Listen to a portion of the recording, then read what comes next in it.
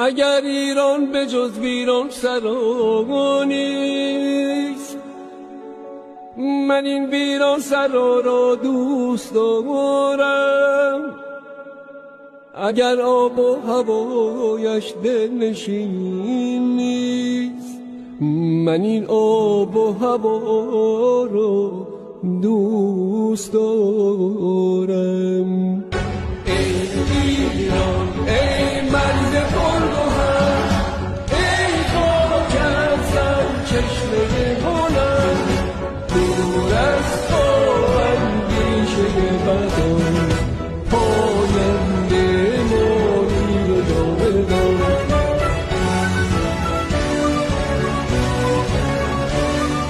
ای دشمن از تو سنگ خالی من آمده، جان من فدای خاک پاک میرانم. مهر تو چون شد بیشم، دور از تو نیست اندیشم.